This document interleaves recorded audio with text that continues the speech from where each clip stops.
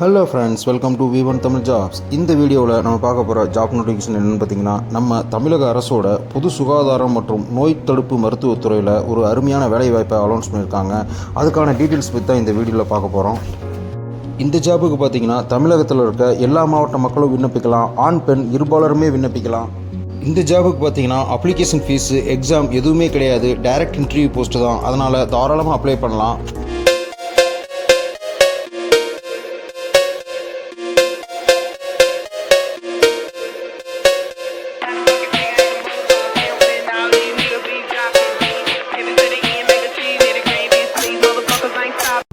இந்த ஜாப் பார்த்தீங்கன்னா மாவட்ட நல்வாழ்வு சங்கம், அதாவது டிஸ்ட்ரிக்ட் ஹெல்த் சொசைட்டியில் தான் இந்த ஜாப் நோட்டிஃபிகேஷனை அனௌன்ஸ் பண்ணியிருக்காங்க.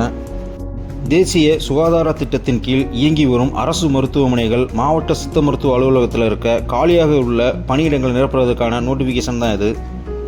போஸ்ட்டுக்கான டீட்டெயில்ஸ் பார்த்தீங்கன்னா audiometrician, radiographer, OT assistant, speech therapist, audiologist, AYUSH medical officer, pharmacist, medical officer, multiple hospital ஒர்க்கர்னு சொல்லி கிட்டத்தட்ட 11 போஸ்டிங்க்கு 17 வேகன்சிஸ் அனௌன்ஸ் பண்ணியிருக்காங்க.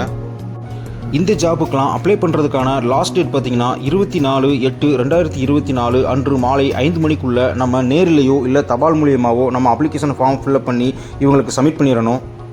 இந்த வேகன்சிஸ்லாம் முழுக்க கான்ட்ராக்ட் பேசிக்கில் தான் ஃபில் பண்ணுவாங்க. இருந்தாலும் இயர்லி ஒன்ஸ் உங்களை 11 மாதத்துக்கு ஒரு தடவை அதை ரினியூவல் பண்ணிடுவாங்க. உங்களுடைய contract period yearly once extend ஆகிட்டே போகும். ஸோ தில்லா இந்த ஜாப்புக்கெலாம் அப்ளை பண்ணலாம். ஆடியோமெட்ரிஷியனுக்கு பார்த்தீங்கன்னா ஒரு போஸ்டிங் அனௌன்ஸ் பண்ணியிருக்காங்க. இவங்களுக்கான சேலரி வந்து 17,250 ரூபா கிடைக்கும்னு சொல்லியிருக்காங்க. இவங்களுக்கான எஜுகேஷன் குவாலிஃபிகேஷன் பார்த்தீங்கன்னா டிப்ளமோ இன் ஆடியோமெட்ரிஷியன் கம்ப்ளீட் பண்ணியிருக்கணும், இல்லைனா DHLS டிப்ளமோ முடிச்சிருக்கணும்னு சொல்லியிருக்காங்க. இந்த ஜாபுக்கான ஏஜ் லிமிட் பார்த்தீங்கன்னா 20 வயசுலேருந்து 35 வயசுக்குள்ளே இருக்கணும் அப்படின்னு சொல்லியிருக்காங்க. செகண்ட் ஜாப் பார்த்தீங்கன்னா ரேடியோகிராஃபர். இது டோட்டலாக 2 வேகன்சி அனௌன்ஸ் பண்ணியிருக்காங்க. இவங்களுக்கான சேலரி பார்த்தீங்கன்னா 13,300 ரூபா சொல்லியிருக்காங்க. இவங்களுக்கான எஜுகேஷன் குவாலிஃபிகேஷன் பார்த்தீங்கன்னா diploma in radio diagnostics technology முடிச்சிருக்கணும், இல்லைனா BScல ரேடியோகிராஃபி கம்ப்ளீட் பண்ணியிருக்கணும்னு சொல்லியிருக்காங்க. இவங்களுக்கான ஏஜ் லிமிட் பார்த்தீங்கன்னா 20 வயசுலேருந்து 35 வயசு வரையும் கொடுத்துருக்காங்க. தேர்ட் ஜாப் பார்த்தீங்கன்னா ஓடி அசிஸ்டன்ட். இதுக்கு டோட்டல் ஒரு வேகன்சி அனௌன்ஸ் பண்ணியிருக்காங்க. இதுக்கான சேலரி பார்த்தீங்கன்னா 11,200 ரூபா சொல்லியிருக்காங்க.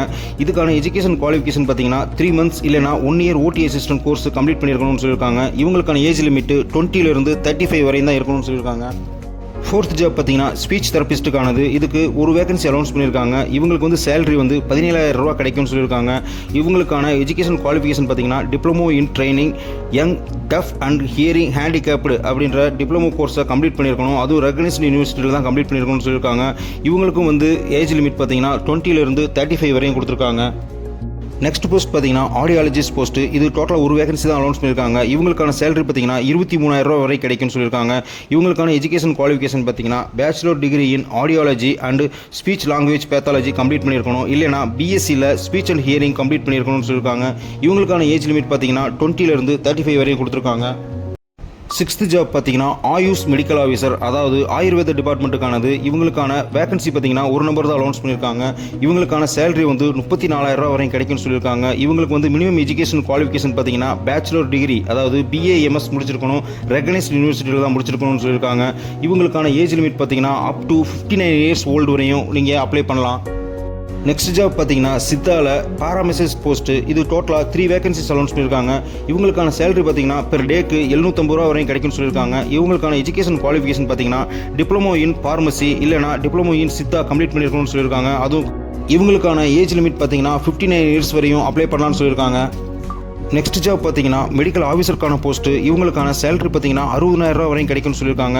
இவங்களுக்கான எஜுகேஷன் குவாலிஃபிகேஷன் பார்த்தீங்கன்னா bachelor of medicine and bachelor of surgery complete பண்ணியிருக்கணும். இவங்களுக்கான ஏஜ் லிமிட் 40 இயர்ஸ் வரையும் கொடுத்துருக்காங்க.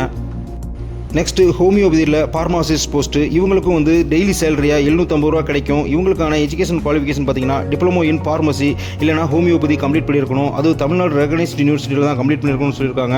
இவங்களுக்கான ஏஜ் லிமிட் பார்த்தீங்கன்னா 59 இயர்ஸ் வரையும் இருக்கணும்னு சொல்லியிருக்காங்க. நெக்ஸ்ட் ஜாப் பார்த்தீங்கன்னா ஆயுர்வேதாவில் இருக்க பாராமெசிஸ்ட் போஸ்ட்டு. இவங்களுக்கான சேலரி பார்த்தீங்கன்னா ஒரு நாளைக்கு 750 ரூபா கிடைக்கும். இவங்களுக்கும் வந்து எஜுகேஷன் குவாலிஃபிகேஷன் பார்த்தீங்கன்னா டிப்ளமோ இன் ஃபார்மசி இல்லைனா ஆயுர்வேதாவில் டிப்ளமோ கம்ப்ளீட் பண்ணியிருக்கணும். இவங்களுக்கான ஏஜ் லிமிட் பார்த்தீங்கன்னா 59 இயர்ஸ் வரையும் இருக்கணும்னு சொல்லியிருக்காங்க. லாஸ்ட் ஜாப் பார்த்தீங்கன்னா மல்டி பர்பஸ் ஹாஸ்பிட்டல் ஒர்க்கர், அதாவது சித்தா அண்டு ஹோமியோபதி டிபார்ட்மெண்ட்டுக்கு மல்டி பர்பஸ் ஹாஸ்பிட்டல் ஒர்க்கில் கேட்குறாங்க. இது டோட்டலாக வந்து 4 வேகன்சிஸ் அனௌன்ஸ் பண்ணியிருக்காங்க. இவங்களுக்கு வந்து டெய்லி வேஜஸில் தான் பேமெண்ட் கிடைக்கும். அதாவது ஒரு நாளைக்கு 300 ரூபா சம்பளம் கிடச்சிரும். இந்த ஜாப்புக்கு வந்து அவங்க கல்வி தகுதி எதையும் மென்ஷன் பண்ணலை. முக்கியமாக தமிழை வந்து ரீட் அண்ட் ரைட், அதாவது எழுத படிக்க தெரிஞ்சிருக்கணும்னு சொல்லியிருக்காங்க. இவங்களுக்கும் வந்து ஏஜ் லிமிட் பார்த்தீங்கன்னா 59 வயது வரையும் இருக்கிறவங்க அப்ளை பண்ணிக்கலாம்னு சொல்லியிருக்காங்க. இந்த வேகன்சிஸ்லாம் பார்த்தீங்கன்னா முற்றிலும் தற்காலிகமானது, அதாவது டெம்பரவரி பேசிக்கில் தான் ஃபில் பண்ணுவாங்க. எந்த காலத்துலையும் பெர்மனன்ட் பண்ண முடியாது அப்படின்னு சொல்லியிருக்காங்க. ஆனால் இயர்லி ஒன்ஸ் உங்களுடைய ஜாப் கான்ட்ராக்ட் எக்ஸ்டெண்ட் ஆகிட்டே போயிட்டுருக்கும். இந்த ஜாப் வேகன்சிஸ்க்கான நோட்டிஃபிகேஷன் டீட்டெயிலையும் அப்ளிகேஷன் ஃபார்மோட டீட்டெயில்ஸையும் டிஸ்கிரிப்ஷன் பாக்ஸில் லிங்காக கொடுத்துருக்கேன். வேணுன்றவங்க டவுன்லோட் பண்ணி யூஸ் பண்ணிக்கோங்க. இல்லைனா அவங்களுடைய அஃபீஷியல் வெப்சைட்டான karur.nic.in அப்படின்ற இணையதள பக்கத்தில் போய் நீங்கள் டவுன்லோட் பண்ணிக்கலாம். அப்ளிகேஷன் ஃபார்ம் பார்த்தீங்கன்னா சிம்பிளாக தான் கொடுத்துருக்காங்க. அதாவது உங்களுடைய லேட்டஸ்ட் பாஸ்போர்ட் சைஸ் ஃபோட்டோவை இங்கே பேஸ்ட் பண்ணிவிட்டு எந்த போஸ்ட்டுக்கு அப்ளை பண்ணுறீங்களோ அதுக்கான டீட்டெயிலை மென்ஷன் பண்ணிவிட்டு உங்களுடைய நேமு, மொபைல் நம்பர், உங்களுடைய அட்ரஸ் ஃபார் த கம்யூனிகேஷன், எந்த அட்ரஸில் இருக்கீங்கன்றதை மென்ஷன் பண்ணணும். உங்கள் டேட் ஆஃப் பர்த் மென்ஷன் பண்ணணும். முக்கியமாக நீங்கள் என்ன படிச்சிருக்கீங்கன்ற ஒரு எஜுகேஷனல் குவாலிஃபிகேஷனை மென்ஷன் பண்ணணும்.